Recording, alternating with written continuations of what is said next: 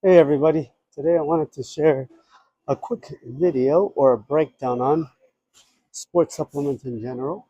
We will start over here. So over here I have Diesel and I have Perfect Whey. So here's a classic example. If you could understand this, you can understand a huge department in the protein area. Same brand. Here I have Diesel. Here I have Perfect Whey. Diesel, if you is a whey isolate.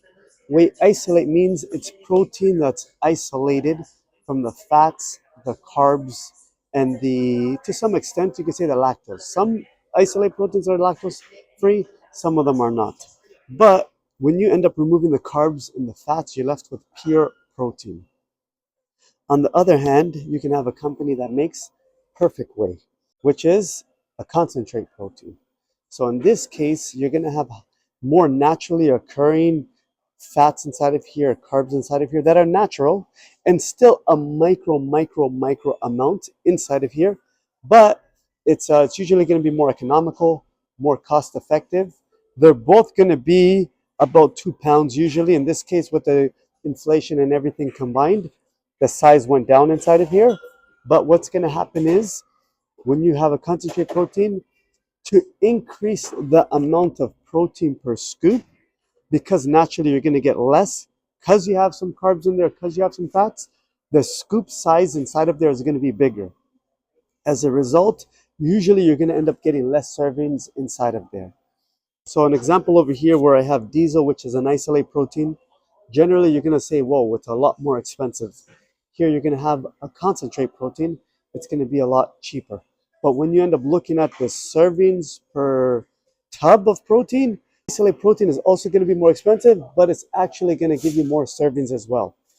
What I normally like to tell people to do is look at the cost, look at the amount of servings that you have inside of there, divide one number by the other number. That's going to let you know how much servings, the cost per scoop.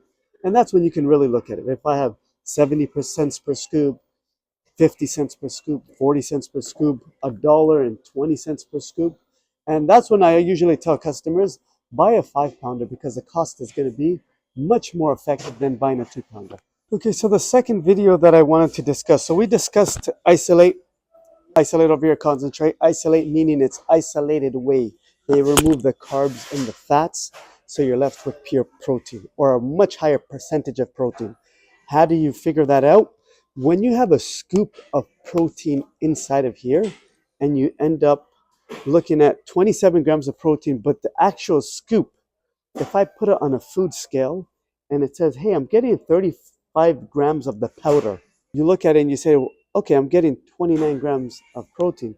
So 29 divided by 35, once you have that percentage, that's how you know it's going to be an isolate protein. Usually you're going to get a 90% protein, 91%.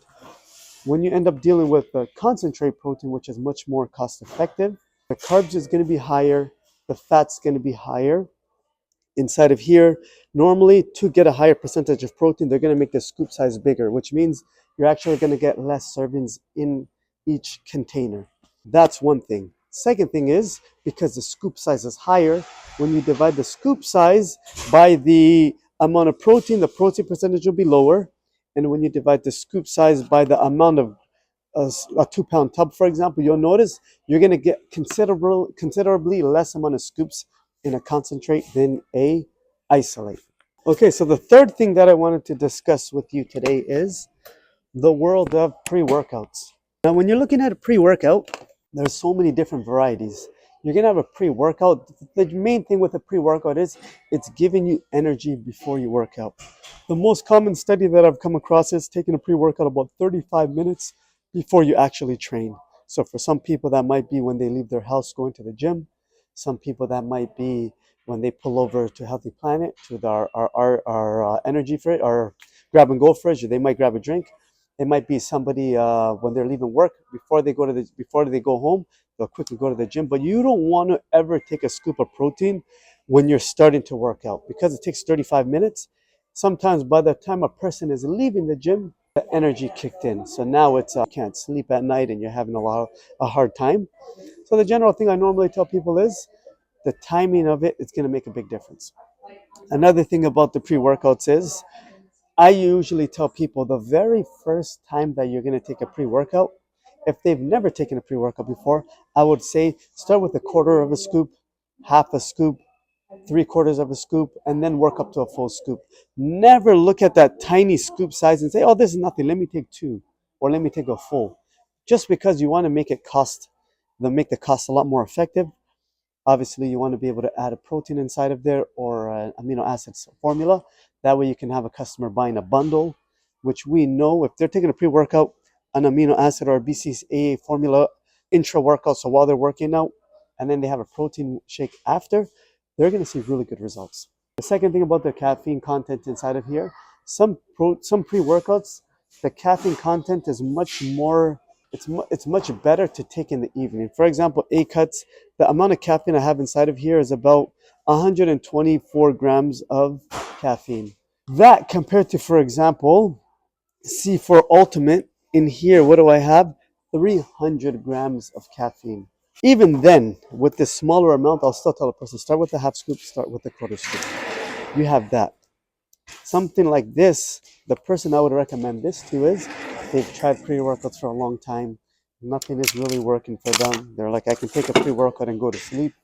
Even when that happens, I normally would tell a person, your body has reached its tolerance. Don't take pre-workouts for a month or so. Let your body recalibrate where the caffeine will start to work again. So you have that. The other thing is, if you have beta alanine inside of there, it's similar to niacin. You're going to get a tingle in your body.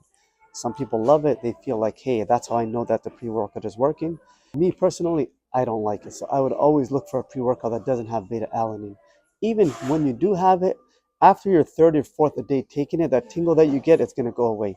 If somebody did want to buy a pre-workout that had beta alanine, I would let them know you might get a red flush. Your ears might feel a little bit itchy. Your chest or your neck area might turn a bit red. That's just the flush. It's going to go away shortly afterwards. The other thing I like when I'm recommending a pre-workout, I'll look at the amino acids. I would look at the profile in there to see, are there BCAAs inside of there? Are there additional amino acids inside of there? Are there electrolytes inside of there? Does it have some B vitamins inside of there? Does it taste good? Does it mix well? Does it clunk up? And another thing which comes from experience, and this is why I personally love finishing a pre-workout or finishing a tub instead of hopping around to different things. A lot of companies, when you get down to your last few scoops, because it oxidized so many times when you open it and close it, it starts to clunk up and it becomes really hard. When that does happen, as a side trick, I normally would tell a customer, put it in the put it in the freezer for about 24 hours. The next day, when you take it out of the freezer, let it be on the shelf for 6 to 8 hours, and then you'll find that the powder is back to its original consistency or closer to its original consistency. So there's a quick video, and hopefully I'll have more.